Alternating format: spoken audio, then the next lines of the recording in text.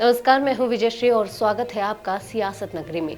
पश्चिम बंगाल की राजनीति में 2026 के विधानसभा चुनाव से पहले एक बार फिर सियासी पारा चरम पर पहुंच गया है। कोलकाता में ईडी की तड़के हुई छापेमारी ने पूरे दिन राजनीति को गर्मा कर रखा। यह रेड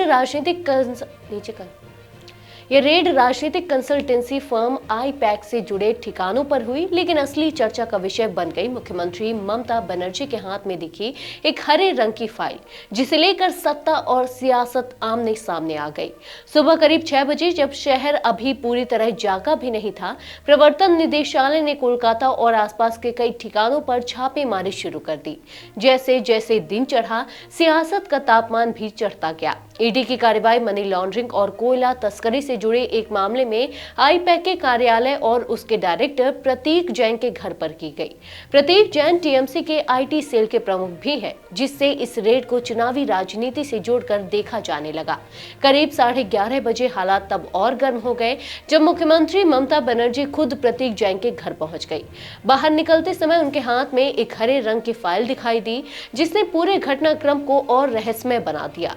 सवाल उठने लगे कि आखिर इस फाइल में ऐसा क्या है जिसे लेकर मुख्यमंत्री खुद ईडी की कार्रवाई के बीच उतर आई। ममता बनर्जी ने इस रेड को राजनीतिक साजिश करार दिया। उन्होंने आरोप लगाया कि ईडी केंद्र सरकार, खासकर गृह मंत्री अमित शाह के इशारे पर काम कर रही है। मुख्यमंत्री ने कहा कि ईडी उनकी पार्टी की रणनीति, उम्मीदवारों की सूची और चुनावी योजनाओं से जुड़े दस्तावेज जब्त करना चाहती है। उनका कहना था कि अगर कोई जांच एजेंसी किसी पार्टी के कार्यालय से उसकी चुनावी रणनीति उठा ले, तो यह लोकतंत्र पर सीधा हमला है। ममता बनर्जी ने तीखे लहजे में सवाल किया कि अगर वह बीजेपी के पार्टी कार्यालय पर छापा मारने चली जाएं, तो क्या होगा।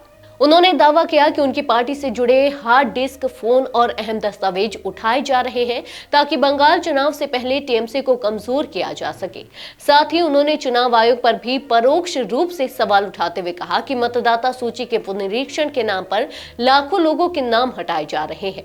दूसरी ओर ईडी का कहना है कि यह कार्रवाई पूरी तरह कानूनी प्रक्रिया के तहत की गई है और इसका किसी राजनीतिक दल या चुनाव से कोई लेना देना नहीं है।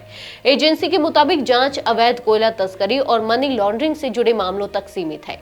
इस पूरे मामले ने राष्ट्रीय राजनीति में भी हलचल मचा दी है। समाजवादी पार्टी के अध्यक्ष अखिलेश यादव और कांग्रेस नेता अभिषेक मनु सिंघवी ने ममता बनर्जी का समर्थन करते हुए इसे केंद्रीय एजेंसियों के राजनीतिक इस्तेमाल का उदाहरण बताया है। ममता ने साफ कहा है कि अगर उन्हें परेशान किया गया तो बंगाल की जनता इसे बर्दाश्त नहीं करेगी। साफ है कि ईडी की रेड अब सिर्फ जांच का मामला नहीं रही, बल्कि बंगाल चुनाव से पहले एक बड़ा राजनीतिक मुद्दा बन चुकी है। आज के लिए बस इतना ही। अगर आपके इलाके में कोई राजनीतिक लापरवाही, भ्रष्टाचार या जनहित से जुड़ी समस्या है, तो आप चुप मत रहिए, अपनी शिकायत हमें भेजिए। सियासत नगरी आपकी आवाज को मंच देगा और जवाबदेही तय करेगा, क्योंकि अब हर सवाल होगा सीधा सत्ता से।